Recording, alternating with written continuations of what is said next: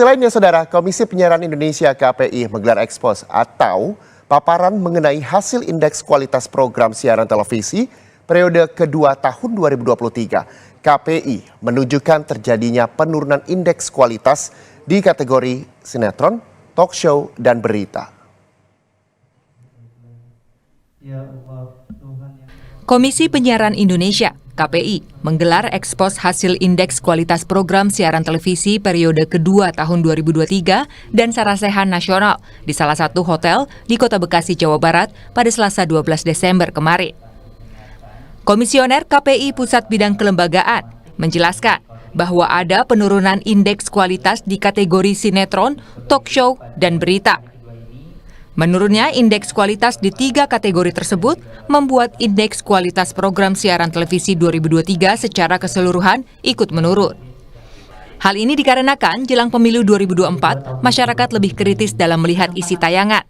Selain bobot tayangan, keberimbangan isi berita turut menjadi aspek penting sebagai penanda netralitas pembuat berita.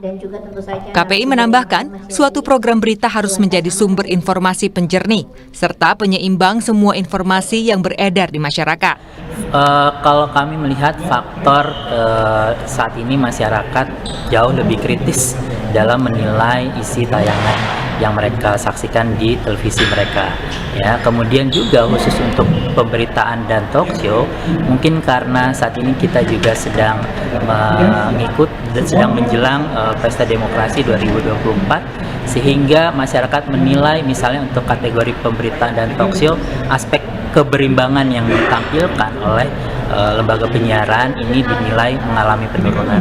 Kemudian salah satu eksekutif produser Kompas TV, Abi Besman, yang turut hadir sebagai pembicara, mengatakan tahun politik dan derasnya informasi hoax menjadi tantangan bagi media massa, termasuk Kompas TV.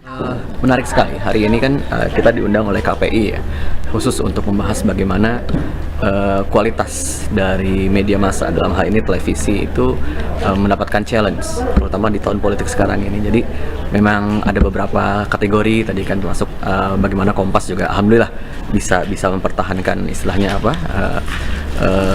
kualitasnya dalam hal ini dengan tadi indeks yang sudah diberikan oleh KPI.